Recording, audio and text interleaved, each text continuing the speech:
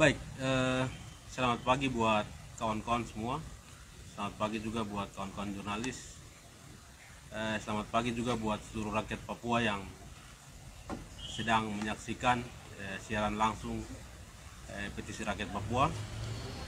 Hari ini kami yang ada di sini perwakilan dari 113 organisasi yang terkonsolidasi dalam petisi rakyat Papua, juga 718.179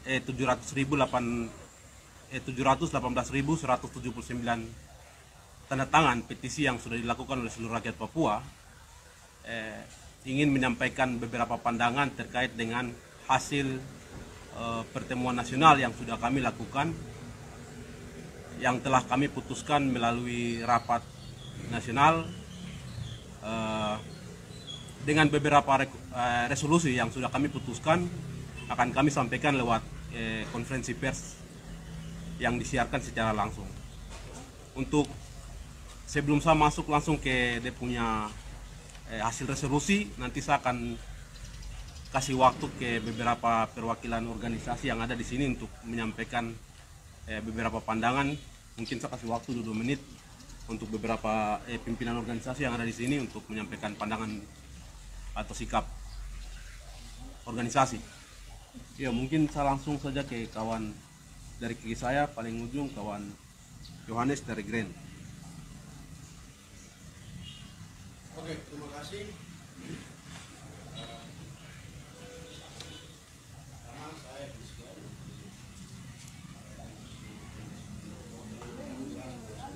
memandang paket ekonomi jilid 1 maupun jilid 2 yang sedang dipaksakan oleh MPRI di Istana Papua dan paket kebijakan politik Indonesia terhadap West Papua sebagai alat untuk tetap mengimprovisasi rakyat Papua dan juga tanah Papua, dan juga terus melanjutkan praktek eksploitasi yang hari ini secara terang-terangan sangat membuat negara terlibat aktif dalam memberikan izin-izin atau konsesi investasi terhadap perusahaan-perusahaan milik kapitalis di tanah Papua. Yang hari ini dampaknya jelas, kita lihat bagaimana perampasan lahan sangat masif, penghancuran ekologi, sumber-sumber kehidupan oleh rakyat yang dimiliki oleh rakyat Papua. Ini dilakukan penghancurannya secara masif, dan aktor utama di balik ini adalah kolonial Indonesia, tapi juga kapitalisme global yang hari ini sedang bercokol di sana. Oleh sebab itu, kami dari Komunitas Green Papua sangat jelas bahwa kami menolak paket kebijakan politik yang dikeluarkan oleh kolonialisme Indonesia atas tanah Papua di bawah perintah duanya imperialisme yang hari ini sedang bercokol.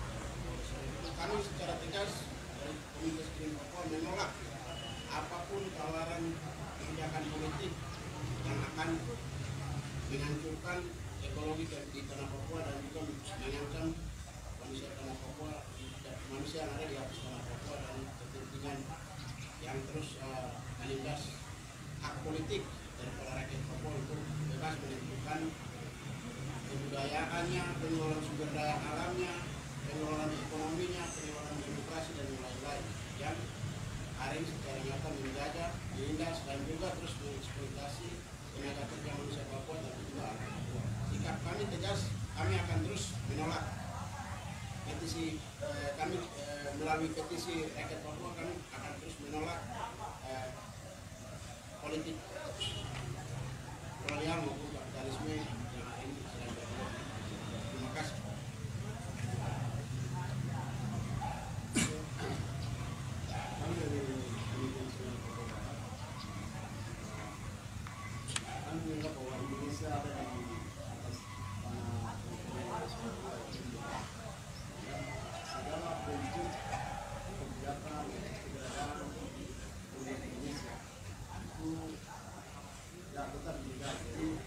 Termasuk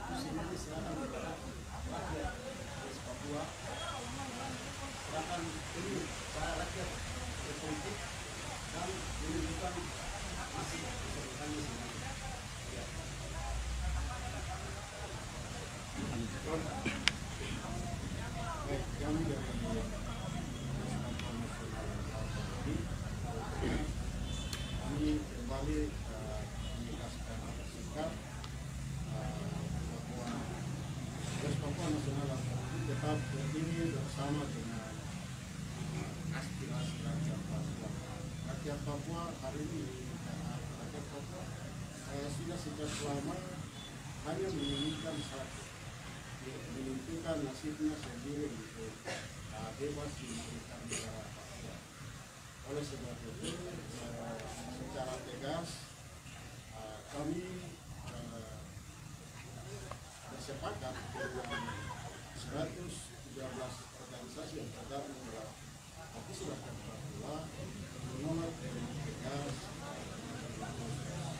Ini periode ketiga dalam kehidupan Rakyat Papua telah melakukan perubahan program mulai tahun 2006 dan dimotori oleh Rakyat Papua. Kemudian tahun 2010 yang menghasilkan resolusi bersama dengan MRP atau Masyarakat hasilnya dibawa ke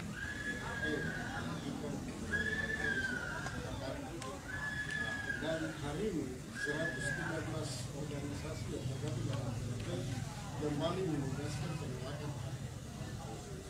Jakarta rupanya seperti tadi rekan-rekan saya sudah sampaikan bahwa Pemilih khusus merupakan resolusi versi Indonesia yang dipakai tetap melegalkan penjajahannya atas Papua. Semua ini karena bagaimana supaya menguasai negara dalam rakyat Papua tidak pernah diinginkan, tetapi keadaan Papua tetap diinginkan oleh hal ini terbukti rakyat Papua hari ini mengungsi di wilayah-wilayah mereka, meninggalkan wilayah-wilayah mereka seperti juga di Banjaya, di Maibrat. Rakyat Papua meninggalkan kampung halaman mereka. Pemerintah Indonesia tidak pernah meninggalkan yang hanya meninggalkan.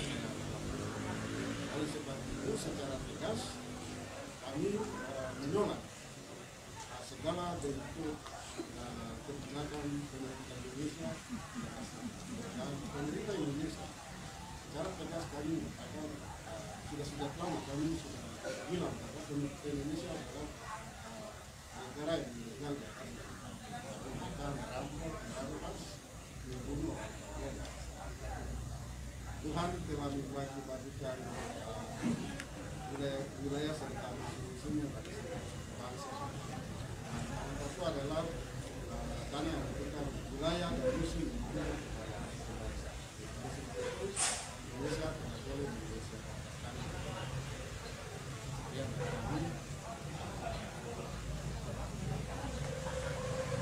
Ini di masyarakat adat independen, kami menyatakan sikap bahwa Otsus adalah produk dari kepentingan imperialisme di tanah Papua yang lalu terkembangnya kolonialisme Indonesia. Keberadaan Otsus di Papua membawa malapetaka untuk masyarakat adat Papua itu sendiri. Masyarakat adat Papua adalah korban dari kepentingan kolonialisme imperialisme di atas tanah Papua. Otsus jilid 1 dan Otsus jilid 2 yang sekarang melalui setiap dimenangkan oleh didorong secara paksa tanpa proses demokrasi yang masuk akal, itu telah dipaksa oleh kolonialisme Indonesia tanpa melibatkan rakyat Papua untuk mendorong dengan paksa meluluskan otonomi khusus. Kami melihat bahwa dengan didorongnya otonomi khusus, disahkan otonomi khusus secara paksa adalah kepentingan Indonesia untuk terus menanamkan kepentingan modal di atas tanah Papua. Oleh sebab itu, kami masyarakat adat independen yang telah bergabung dalam petisi rakyat Papua akan terus mendorong rakyat Papua untuk terus melakukan perlawanan menolak otonomi khusus. Ya, saya mungkin 3 hal yang tanyakan, tambahkan.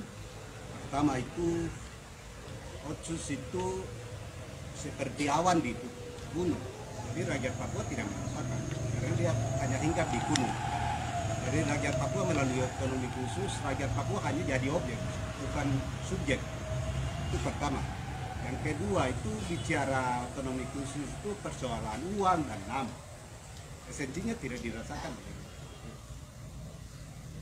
Terus yang berikut, yang ketiga itu adalah Otsus itu adalah nasionalisme Jakarta terus memaksakan orang Papua menerima. Hanya kepentingan oligarki dan kapitalis, tidak ada keuntungan bagi rakyat Papua. Jadi sekali lagi, semua kebijakan paket otonomi khusus sampai dengan saat ini jilid kedua disepakati secara sepihak, itu hanya orang Papua jadi objek, bukan jadi subjek. Terbukti terakhir melalui otonomi khusus jilid kedua, semua kebijakan tidak diberikan kepada pemerintah daerah. Artinya secara tidak langsung pemerintahan sipil di Papua tidak ada. Pemerintah Provinsi Papua dan Papua Barat sudah diambil alih oleh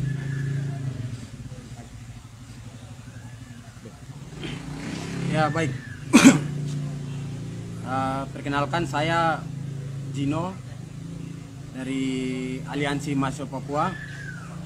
Mungkin saya mewakili AMP ingin menyampaikan beberapa hal sikap organisasi terkait dengan dinamika otonomi khusus jilid 1 dan juga keberlanjutan Otsus jilid 2. Yang pertama, secara organisasi kami melihat bahwa Otsus jilid 1 maupun Otsus jilid 2 merupakan paket kebijakan kolonial Indonesia yang diterapkan di atas tanah Papua. Nah, melalui paket kebijakan kolonial Indonesia di atas tanah Papua ini, jika kita tarik lagi kembali ke sejarah, dalam masuknya kolonial Indonesia ke Papua itu dibarengi dengan kepentingan kapitalisme. Masuknya kolonialisme Indonesia di Papua itu dibarengi atau diboncengi dengan kepentingan kapitalisme yang kemudian melakukan eksploitasi besar-besaran. Dan kerja-kerja itu kemudian disukseskan melalui aparatur negara yang represif atau TNI Polri. Nah, oleh sebab itu secara organisasi kami menyatakan sikap untuk menuntut kepada pemerintah Indonesia Jakarta hari ini agar segera mencabut kebijakan Undang-Undang Otonomi Khusus Jilid 2 yang disahkan secara sepihak oleh Jakarta dan juga elit-elit politik yang melegitimasi suara rakyat Papua, yang juga memberikan kebebasan sepenuhnya kepada rakyat Papua untuk menentukan nasib masa depannya sendiri. Apakah dia ingin hidup merdeka ataukah dia ingin hidup bersama dengan Indonesia. Jadi dengan tegas kami nyatakan sikap juga bahwa kami bersama-sama dengan 113 organisasi yang ada dalam Petisi Rakyat Papua akan terus mendorong program-program yang telah kami sepakati di Bakar Batu 2 ini sampai selesai. Demikian. Ya, terima kasih. Kami dari Asosiasi Pedagang Asli Papua kami memandang bahwa Otsus jilid pertama maupun Otsus jilid 2, kalau Otsus jilid pertama itu negara dalam hal ini kolonial Indonesia dia hanya pegang ekor atau dia hanya pegang elit. Nah, yang sekarang yang negara paksakan dilanjutkannya Otsus jilid 2 itu justru ruang-ruang rakyat ini semakin tersempit. Semua kebijakan daerah, pemerintah, bahkan sampai ke sektor-sektor ekonomi, sektor-sektor pendidikan, pertanian, perkebunan, UMKM, dan lain-lain, semua sekarang melalui Jakarta. Kami melihat bahwa ruang-ruang ini atau praktek-praktek penjajahan, praktek-praktek kolonisasi terhadap rakyat Papua, terutama mama-mama pasar, sektor ekonomi, wirausaha, semuanya ditutup oleh negara di bawah pemberlakuan Undang-Undang Otsus yang dipaksakan oleh Jakarta pada 2021 kemarin November. Nah, melihat situasi ini, kami organisasi juga berfront di dalam Petisi Rakyat Papua menolak dengan tegas keberlanjutan Otsus. Karena dalam prosesnya Otsus dipaksakan tanpa melibatkan rakyat Papua, tanpa melibatkan petisi rakyat Papua yang sudah sampai 700.000 lebih, aksi-aksi protes, gelombang-gelombang protes seluruh tanah Papua, bahkan elit-elit Papua juga tidak didengar. Kan suara-suara rakyat Papua juga tidak didengar, suara penolakan terhadap keberlanjutan Otsus Jilid 2. Kami secara organisasi kami tolak dengan tegas, segera cabut Otsus Jilid 2 yang pada akhirnya akan kembali ke sama seperti Otsus Jilid pertama, akan terus mengorbankan rakyat dan hanya untuk kepentingan kapitalisme atau eksploitasi sumber daya alam di dalam Papua. Terima kasih. Baik, terima kasih. Perkenalkan, saya Christian Kobak, perwakilan dari Forum Independen Mahasiswa Papua atau dikenal dengan FIMWP. Baik, terkait dengan ini kami secara organisasi melihat bahwa Otsus ini dijadikan sebagai barter politik antara elit lokal sama Jakarta. Karena kehadiran Otsus di tanah Papua juga menciptakan kebijakan yang tidak pro terhadap rakyat Papua itu sendiri. Kemudian keberlangsungan kolonialisme, kapitalisme telah membawa dampak yang buruk bagi tanah air dan manusia Papua. Sehingga kami FIMWP bersepakat dan berkomitmen untuk mendorong aspirasi rakyat Papua hingga merebut tanah air kembali. Demikian, terima kasih.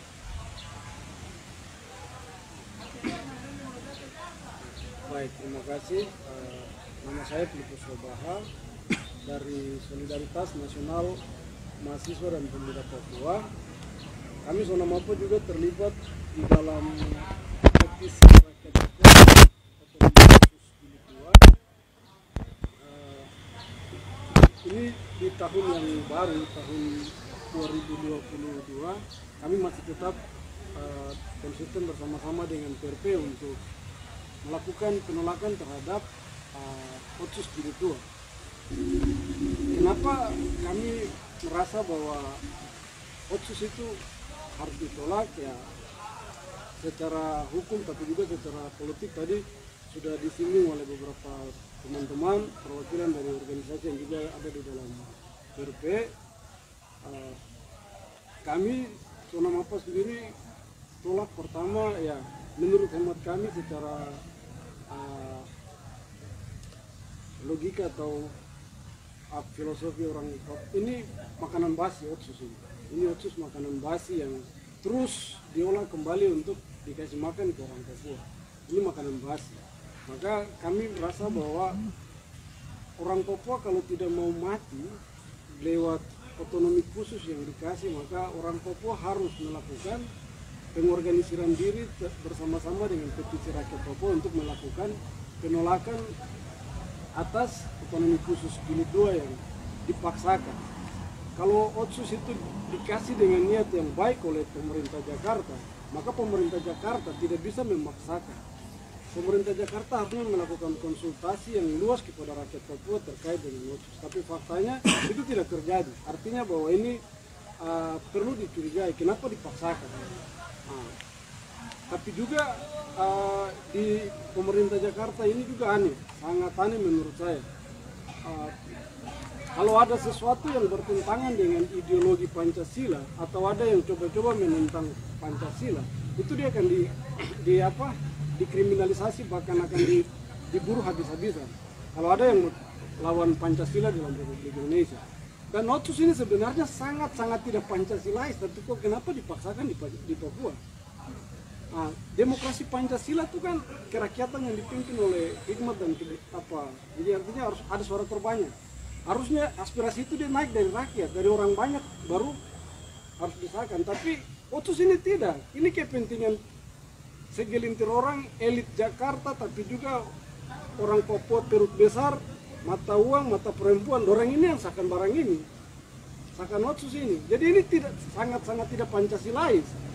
Sehingga kami dari Zona Mapa bukan cuma menghimbau kepada orang Papua untuk tolak Otsus yang adalah makanan basi, tapi juga kami menghimbau kepada seluruh rakyat Indonesia,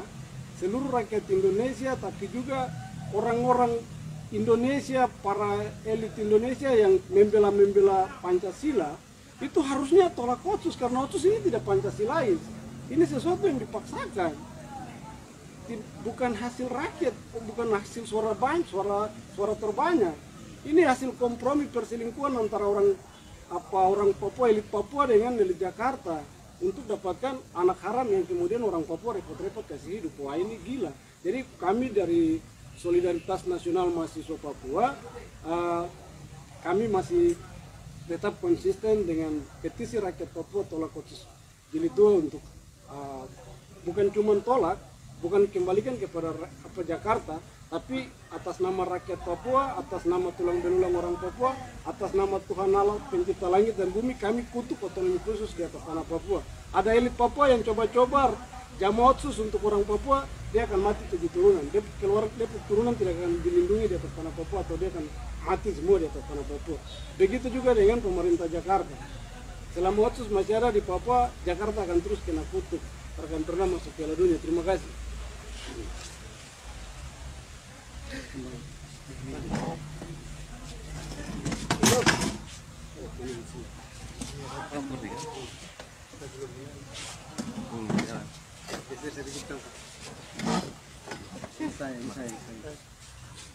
Ya, apa tadi secara garis besar saya kira kawan-kawan semua sudah bicara. Ya, nama Samuel Omsiwar dari Gerakan Mahasiswa Pemuda Rakyat Papua atau Gempar Papua. Saya kira dalam implementasi Otsus Jilid 1 itu sudah jelas sesuai pasal 77 kan aspirasi dari rakyat Papua, terus dilanjutkan ke MRP, nanti tugas gubernur untuk berhadapan dengan pemerintah pusat atau Jakarta untuk mau lanjutkan atau ubah ini undang-undang Otsus. Tapi dalam prakteknya undang-undang Otsus Jilid 2 yang disahkan tanggal 15 Mei lalu itu tidak sesuai dengan mekanisme yang disahkan oleh Jakarta dan elit orang Papua sendiri. Dalam proses perjalanannya sebelum Otsus itu ada, kita tahu bahwa di Papua ini ada 9 kabupaten kota yang hidup makmur, hidup bahagia, meskipun waktu itu di bawah tekanan militer juga, tapi orang Papua baik-baik saja. Tapi setelah Otsus disahkan sampai tahun 2022, di awal tahun ini kita tahu di Papua itu sudah ada 42 kabupaten kota dengan 2 provinsi. Benar bahwa Papua dibangun begitu. Tapi di saat bersamaan kami mau sampaikan bahwa ada lebih dari 9.000 perusahaan yang sudah masuk ke tanah Papua.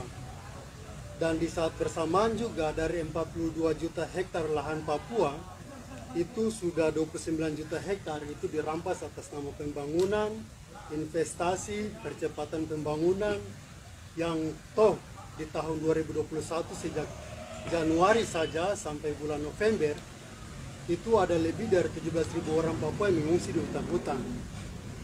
Mulai dari Duga, Intan Jaya, Maibrat, Yaukimo, Pegunungan Bintang, dan wilayah lainnya yang dikategorikan pembangunan.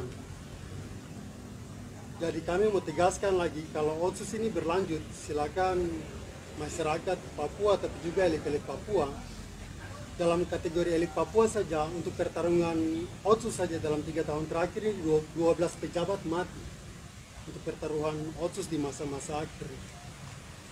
Pertanyaan kita, 20 tahun lagi masa Otsus, apakah orang Papua dengan dia punya manusia, tanah dan segala isinya ini bisa bertahan? Sehingga ini menjadi komitmen kami, teman-teman organisasi yang bergabung dalam PRP akan terus bersama-sama untuk kawal aspirasi ini bahwa Otsus benar-benar gagal tidak membangun orang Papua dan segala bentuknya. Jadi kami tegas, Otsus harus dicabut demi menyelamatkan manusia Papua. Jadi kami menghimbau juga buat semua orang Papua, semua elit Jakarta, elit Papua untuk sama-sama. Kita tidak punya masa depan dengan Indonesia, itu jelas. Tadi saya bilang 29 juta hektar dari 42 juta itu sudah habis. Ada 17.000 pengungsi yang mengungsi sampai sekarang nasibnya tidak jelas. ada 90 orang yang mati dari bulan September sampai November. Ini baik sipil yang mayoritas, tapi juga ada TNI, ada juga dari TPNPB. Jadi kalau kita mau paksakan ini atas nama pembangunan, sudah jelas ada korban-korban di depan. Dan kita akan menambah deretan pelanggaran HAM baru, ada deretan pelanggaran ekosida, dan juga genosida untuk orang Papua. Jadi secara organisasi kami tegaskan lagi, Otsus harus dilawan oleh orang Papua demi menyelamatkan orang Papua itu sendiri. Dan kami menyuruhkan buat seluruh pihak-pihak yang justru terlibat dalam menginvestasikan dong punya dana-dana untuk justru membantu Indonesia membunuh orang Papua. Ini sudah saatnya untuk orang-orang semua lihat dan bantu menyelamatkan orang Papua. Dan stop bunuh orang Papua atas nama pembangunan. Itu dari kami. Terima kasih. Baik, terima kasih. Saya di sini sebagai juru bicara Petisi Rakyat Papua, juru bicara nasional, mungkin ingin menegaskan kembali lagi beberapa poin yang sudah kawan-kawan tegaskan, tapi saya ingin mempertegas bahwa bicara soal Otsus itu tidak cukup kita bicara soal sisi pembangunan, sisi tidak ada kekurangannya biaya atau lain-lain. Jadi Otsus harus dilihat sebagai resolusi konflik. Ada persoalan antara Jakarta dengan rakyat Papua. Itu yang harus dilihat. Dia tidak bisa, Jakarta tidak bisa mereduksi persoalan Otsus dengan persoalan yang kecil-kecil, soal pembangunan dan lain, tidak bisa. Jadi Otsus ini harus dilihat sebagai resolusi konflik dari akar persoalan yang ada di Papua, mulai dari sejarah 61 sampai 2021 hingga tahun ini, hingga 2021. Juga pelanggaran HAM yang masih menumpuk hingga saat ini. Jadi Jakarta bicara soal Otsus itu tidak harus bicara soal beberapa pasal yang mengubah, harus lihat secara menyeluruh. Karena Otsus ada itu hasil dari persoalan antara Jakarta dan Papua. Itu yang ingin saya pertegaskan di sini, sehingga mungkin saya akan langsung masuk bacakan hasil resolusi yang sudah kami rumuskan di sini.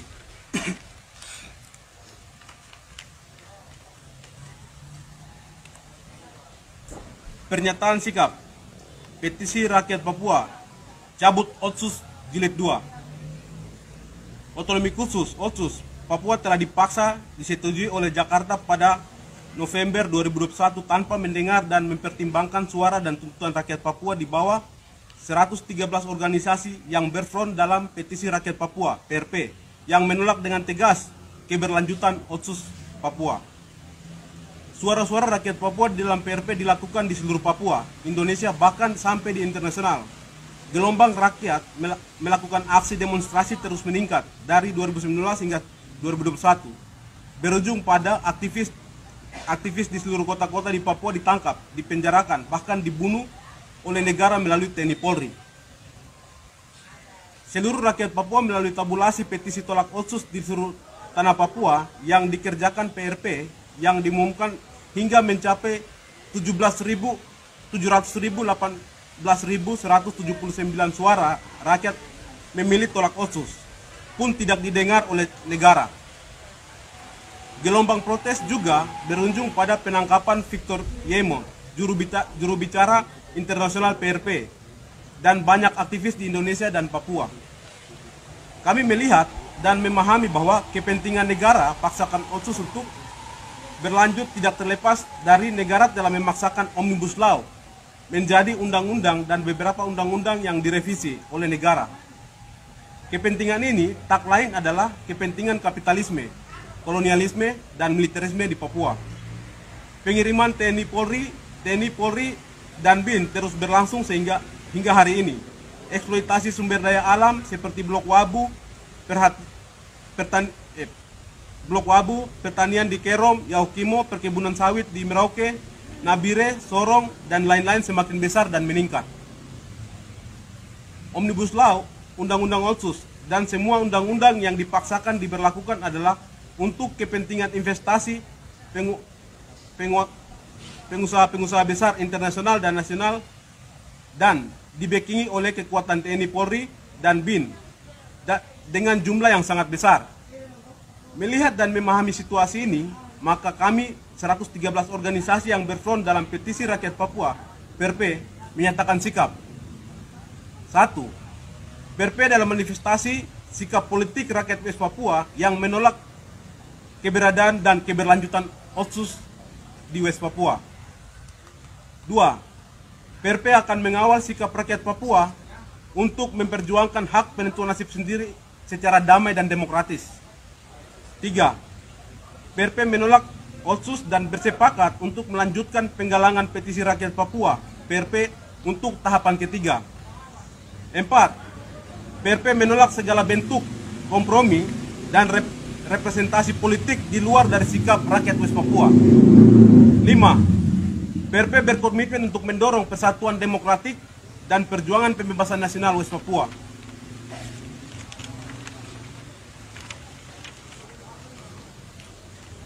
6.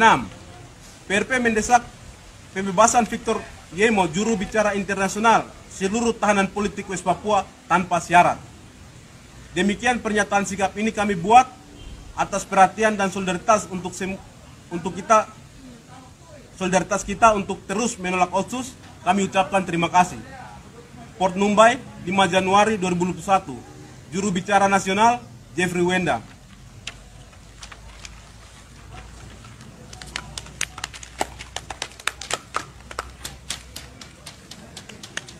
Cukup, ada yang mau tambah lagi? Oke, jadi satu hal lagi yang paling penting adalah Undang-Undang Otsus nomor 2 tahun 2021 Jakarta telah dengan secara sepihak telah mensahkan itu. Tapi kami petisi rakyat Papua akan terus melakukan konsolidasi di akar rumput dan mendorong penggalangan petisi sebagai bentuk perlawanan kami terhadap Jakarta. Juga mengkonsolidasikan semua organisasi gerakan yang belum tergabung dalam PRP, juga solidaritas internasional untuk sama-sama dengan petisi rakyat Papua menolak Otsus Jilid 2 di Papua. Mungkin itu sikap dari saya sebagai tambahan. Sekian dan terima kasih.